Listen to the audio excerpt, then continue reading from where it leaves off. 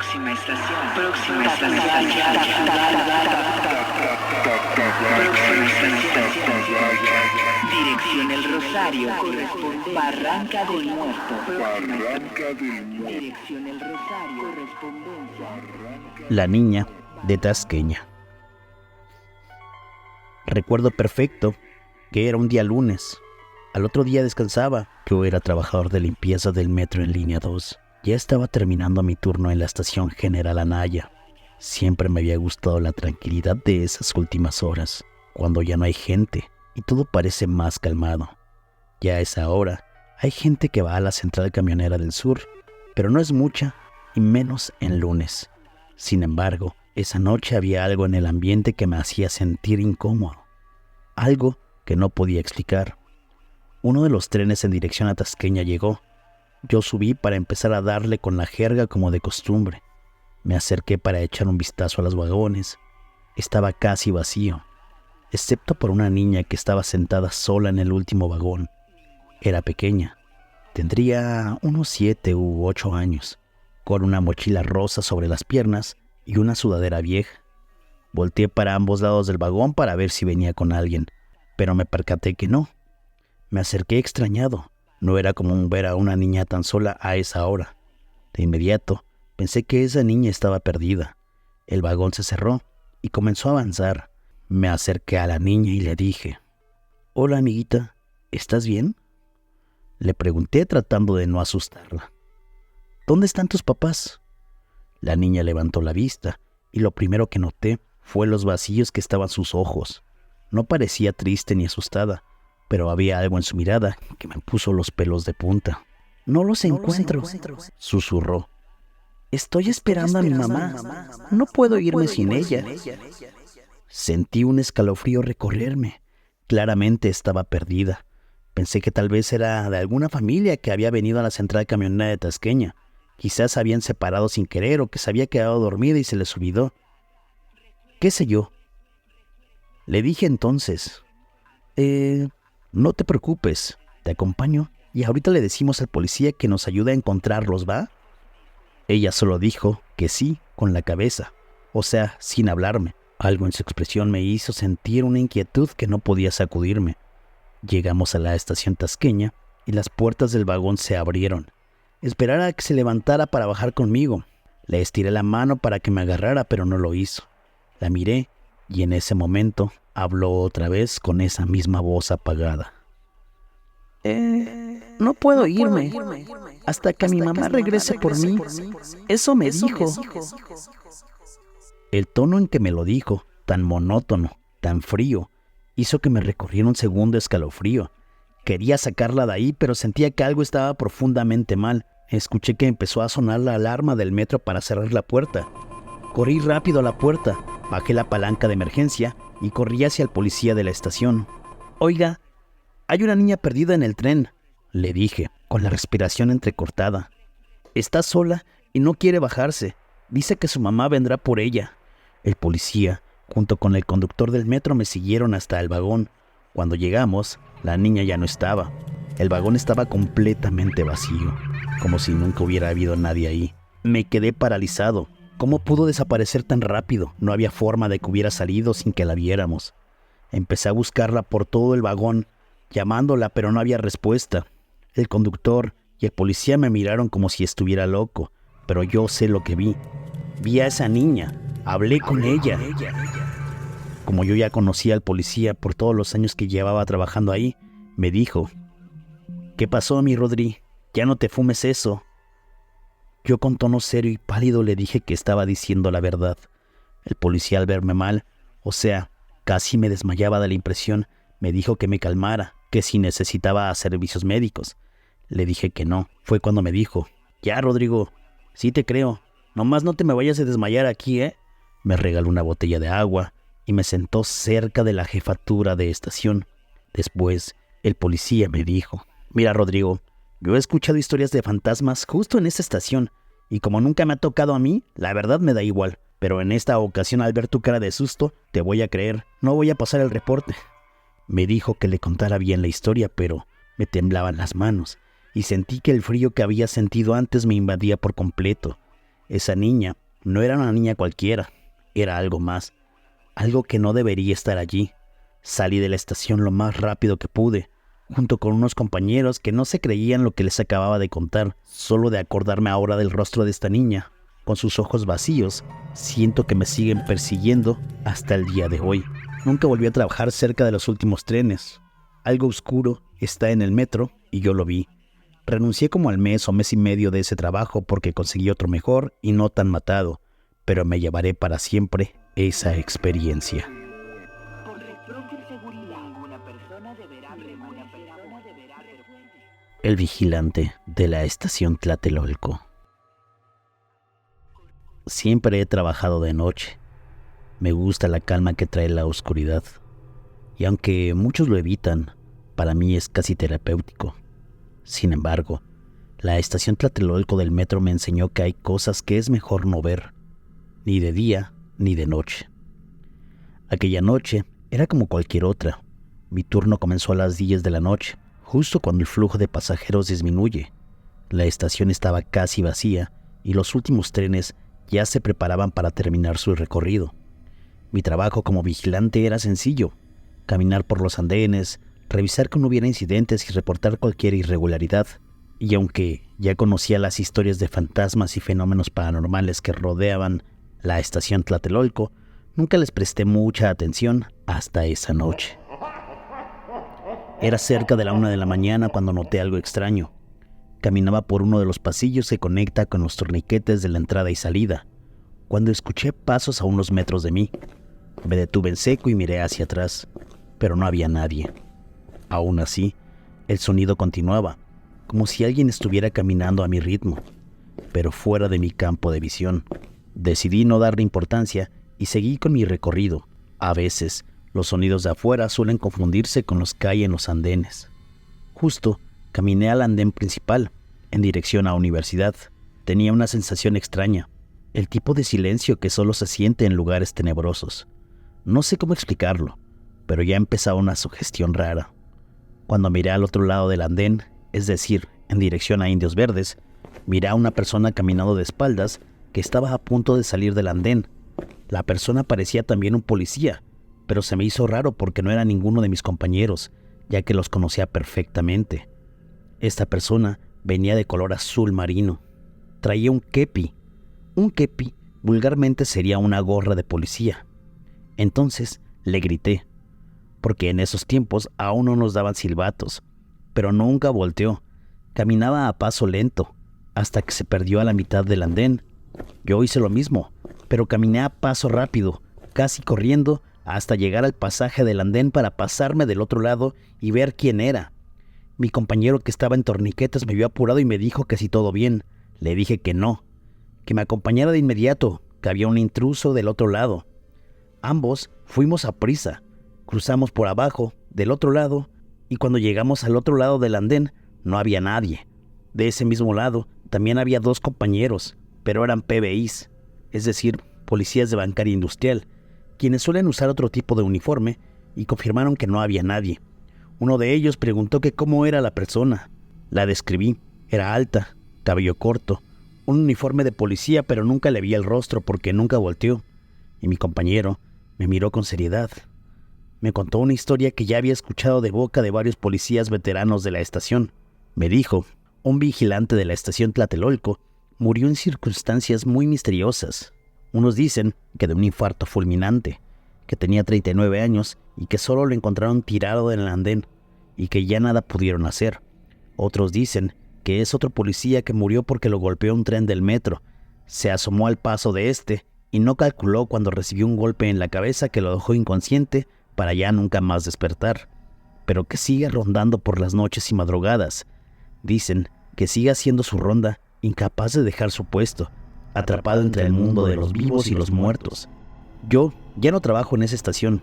Pedí un cambio de lugar unas semanas después de esa noche, pero cada vez que paso por Tlatelolco no puedo evitar recordar esa figura solitaria vigilando las vías, esperando quién sabe qué. El túnel maldito.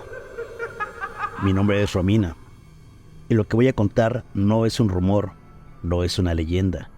Yo viví lo que sucede en el túnel maldito. Bueno, yo así le puse. Me pasó por ahí del año 2018. Yo trabajaba como conductor en la línea más profunda del metro de la Ciudad de México, la línea naranja.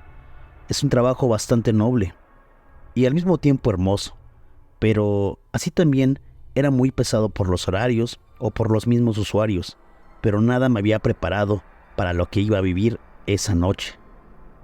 Era ya casi la última vuelta. El tren iba prácticamente vacío, solo un par de personas medio dormidas. Recuerdo que al llegar al metro Mixcoac, bajé de mi cabina y me asomé al vagón de atrás para ver qué tal de gente. Solo vi a un tipo con la cara pegada al cristal y a una mujer en el fondo del vagón. La mayoría de las veces, en esos trayectos nocturnos, uno se acostumbra a las sombras del túnel, los destellos de luz, los ruidos mecánicos que hacen eco en los vagones vacíos. Pero esa noche, todo se sintió diferente desde que cerré la cabina y empecé a avanzar el tren. El tren avanzaba entre las estaciones Mixcoac y Barranca. Nuestro destino era Barranca del Muerto. De repente, las luces del tren del vagón comenzaron a parpadear. No era algo raro, pasa todo el tiempo. Pero justo cuando entré al túnel, el tren se detuvo bruscamente. Sentí el peso del metal frenado como si algo invisible nos hubiera jalado hacia atrás. Revisé el panel de control. Todo parecía en orden. No había ninguna alerta. Pero lo peor fue cuando miré hacia adelante. En la oscuridad, vi algo corriendo al lado del tren.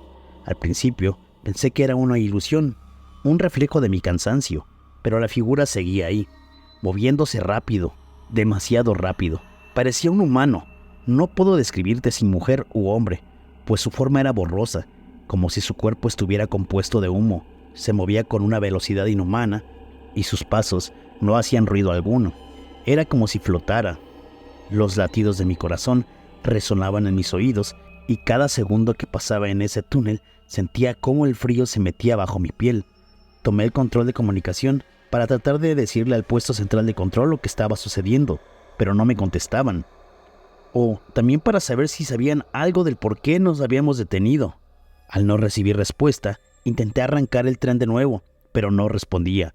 Lo único que escuchaba era un murmullo, o tal vez era un susurro, como si miles de voces estuvieran hablando a la vez, justo afuera del vagón. Entonces, imagínense, estar a la mitad del vagón entre poca luz y con algo afuera. Estaba segura que no era nada normal, porque si fuera algún intruso en las vías, le sería complicado moverse, como aquello que vi y que se escondía entre el tren. Saqué mi celular para pedir ayuda, pero no tenía señal. Volteé atrás de la cabina para asomarme por la puerta y tal vez salirme por ahí, pero estaba tan nerviosa, tan asustada, que no controlaba mis movimientos. Pasaron unos segundos y la sombra pasó frente al tren y de pronto se encendió de nuevo. Como pude, puse en marcha el tren y seguimos avanzando. Al ver a lo lejos la luz del andén de Barranca del Muerto me tranquilizó. Llegamos, abrí las puertas y me asomé afuera de la cabina.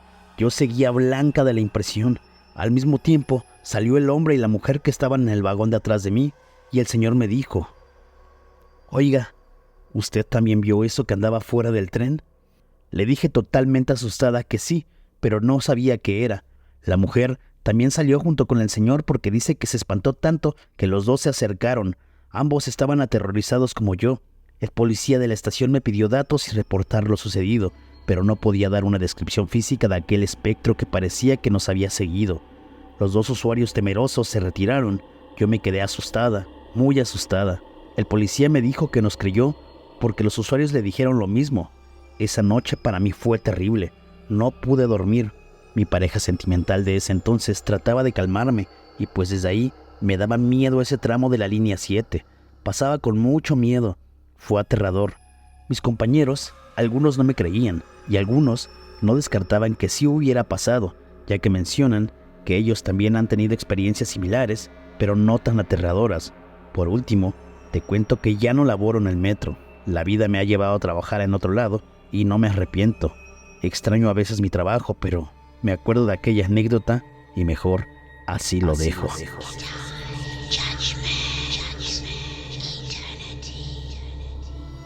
La taquillera fantasma del Metro Politécnico. Esta historia me la mandaron de forma anónima y ocurrió en la taquilla de línea 5, exactamente en la estación Politécnico. La persona que me la mandó es una taquillera del metro, quien me aclara que esto le pasó a una de sus compañeras. La historia dice así. Cuando la línea 1 estaba en mantenimiento, a muchas taquilleras nos mandaron a otras taquillas. O sea, cuando estaba cerrado el otro tramo de la línea 1, pues ellas eran las que andaban por todas las líneas porque sobraban. A esta compañera la mandaron para la estación Politécnico. Resulta que le advirtieron por parte de otras taquilleras que tuviera cuidado cuando la mandaran para allá, pues hablaba de cosas paranormales dentro de esa taquilla. Te comento que el primer turno que tenemos nosotras las taquilleras, hay camionetas especiales o transporte especial del metro para trasladarnos. Hay compañeras que llegan a veces y por sorprendente que les parezca, a las 3:30 o 4 de la mañana a las taquillas, ya que el servicio inicia a las 5 de la mañana y tienen que esperar entre 1 hora y hora y media dentro de la taquilla a que den la apertura. En aquella ocasión, cuando la taquillera llegó a dicha estación, se percató que dentro de la taquilla, que aún tenía la luz apagada, ya se encontraba otra taquillera. Solo se encontraba sentada en el pupitre y recargada como hacia la ventanilla con la cabeza hacia abajo. De inmediato pensó que dicha taquillera había llegado mucho antes y estaba aprovechando el momento para dormir. Poco a poco se acercó a la taquilla e ingresó. Saludó a la otra taquillera, pero no recibió respuesta. De inmediato pensó que estaba dormida y que no la había escuchado. Se dispuso a acomodar sus cosas con el menor ruido posible para no despertar a su compañera. Aprovechó el tiempo para ir al baño. Tardó bastante. Al regresar a la taquilla, su compañera seguía dormida.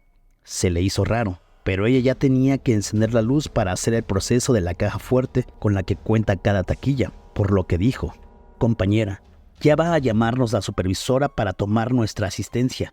Despiértate», pero seguía sin hacerle caso, por lo que se agachó a la caja fuerte y cuando estaba metiendo la combinación, escucha cómo azotan la puerta de la taquilla. Entonces, la taquillera que estaba abriendo la caja fuerte, por el ruido se espanta, voltea y ve que ya no está la compañera que estaba dormida.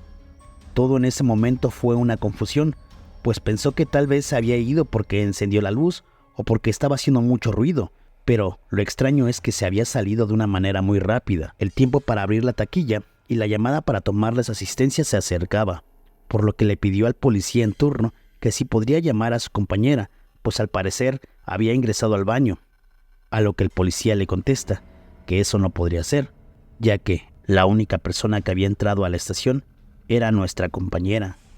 Ella no lo podía creer y poco a poco se estaba asustando más.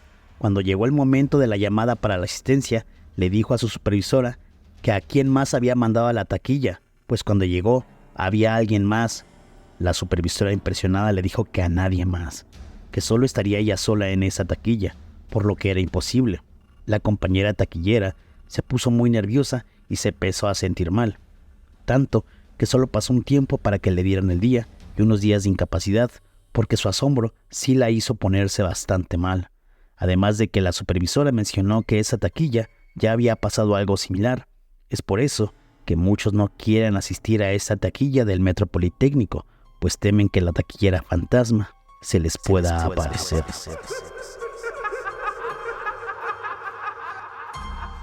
La siguiente historia que vas a escuchar es contada por un mismo trabajador del metro. Es una de las historias más escuchadas dentro de las instalaciones. De hecho, esta historia ya la había colocado en mi canal, pero me la han pedido varias veces, lo que me hace pensar que no la han escuchado todos. Así que disfrútala. Hola a todos, bueno pues yo soy trabajador del metro y tiene algunas décadas que trabajo en ese sistema de transporte colectivo. A lo largo de todo este tiempo pues me ha tocado escuchar diferentes historias de lo que sucede, como el metro es un reflejo de la ciudad y entonces pues lo mismo que sucede en la ciudad sucede aquí en el metro. Una de las historias que más me ha llamado mi atención es acerca del ingeniero Platanov, porque bueno, tiene que ver con el más allá. Es una historia que que ha pasado de generación en generación entre los trabajadores.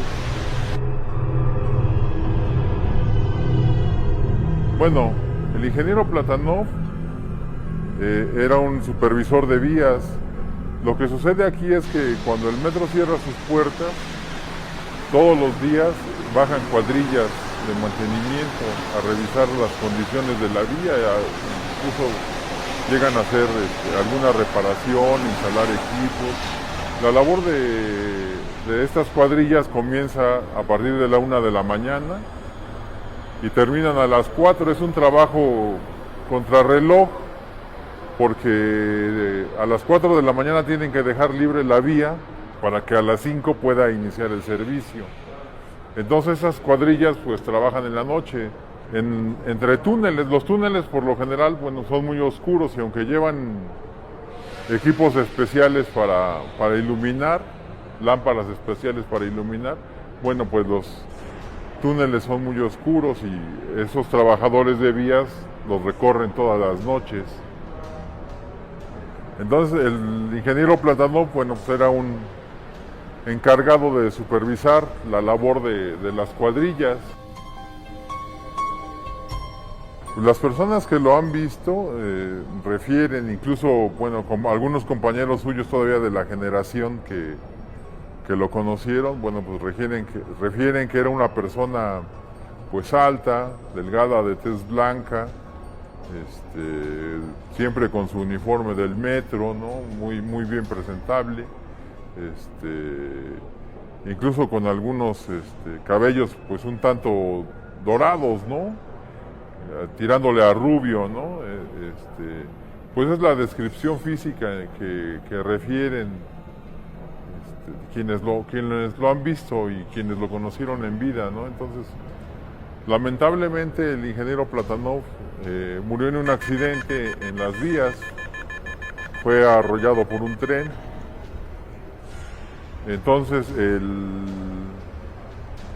al paso de los años, sobre todo entre los trabajadores de recién ingreso, era común que les sucediera lo siguiente. Ellos, al estar realizando su labor en los túneles, ya a partir de la 1 de la mañana, pues veían que llegaba una persona con el uniforme de vías, que pues es un overol, con una identificación de sistema de transporte colectivo, casco, botas especiales para trabajar, y pues era común verlo y no les llamaba la atención. Quienes lo vieron refieren que el ingeniero Platanov se ponía a conversar con ellos e incluso les decía: no, ¿sabes qué, muchachos? Lo estás haciendo mal, eso se hace así, y ocupa esa herramienta, nos falta esa refacción, nos faltan estas piezas, e incluso pues les decía, ¿no? Te falta mucho por aprender, ¿no? El ingeniero Platanov obviamente fue una persona con mucha experiencia y los regañaba, ¿no? Pero podían pasar con ellos todo el turno en el andén, podían estar con él conversando, ¿no? Incluso hay personas que afirman que compartían los cigarrillos, y se despedían muy amables y quedaban de verse pronto, ¿no? Entonces, los trabajadores tienen que hacer un reporte. Al finalizar su jornada tienen que hacer un reporte con sus supervisores. Y al estar haciendo este reporte, ellos le comentaban a su supervisor que habían estado conversando con el ingeniero Platanov. Entonces el supervisor pues sorprendía, pero pues lejos de pensar que hubiera sido algo sobrenatural, pues pensaba que a lo mejor habían trabajado en estado de ebriedad, ¿no? E incluso pues hubo algunos que les mandaron a hacer una prueba de alcoholemia, ¿no? Porque pues era sorprendente, ¿no? Pero los trabajadores igual aseguraban que habían conversado con el ingeniero Platanov, al grado de que le decían, sacaban del archivo las fotos del ingeniero Platanov y le decían, es que él es el ingeniero Platanov y murió hace 5 años, o hace 8 años, o hace 10 años, ¿no? Y entonces los trabajadores se sorprendían y decían, no, es que no puede ser porque yo estuve trabajando con él, o sea, él estuvo supervisando mi labor y no puede ser que esté muerto porque incluso yo compartí unos cigarrillos con él, ¿no? Y pues no daban crédito, ¿no? E incluso, bueno, algunos, pues ya en ese momento era cuando efectivamente les entraba el miedo y bueno, algunos, incluso, pues, pedían que se echara agua bendita en las vías o se santiguaban, ¿no? Porque pues era tal la impresión de que habían platicado efectivamente con el fantasma del ingeniero Platanov, ¿no? Y bueno, esa historia ha pasado de generación en generación y se mantiene, ¿no? Y a la fecha, bueno, hay quienes afirman que aquí en esta zona de la línea 3, pues siguen viendo, ¿no? Al ingeniero Platanov y se ha vuelto una aparición común, ¿no? Pero bueno, ahora ya con el conocimiento, pues ya no les da miedo, ¿no? O sea, dicen, miren, ya llegó Platanov, ¿no? Ya, hola Platanov. Y ya, pues lo han hecho parte del equipo, así es exactamente, ya lo han hecho parte del equipo al ingeniero Platanov.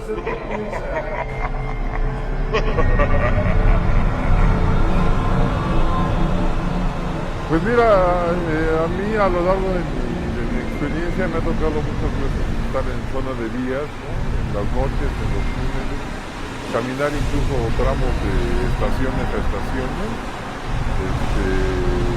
Y pues la verdad es que es una energía diferente, ¿no? O sea, caminar sobre las vías de Valderas, digamos, a Niños Héroes, solo o con otra persona nada más, con una pequeña lámpara, eso es otra experiencia, ¿no? Donde uno sigue así como que está pensando, ¿no? Ay, a ver en qué momento se me aparece algo, ¿no? Pues sí, ¿no? Es que hay gente que realmente nos ponemos la camiseta del metro y bueno, siempre estamos pendientes, ¿no? Del metro las 24 horas, ¿no? Entonces creo que el ingeniero Platanov pues es una de esas personas, ¿no? Que hasta la fecha tiene la camiseta puesta, ¿no? Espero estas historias te hayan gustado. Si fue así, por favor compártelo.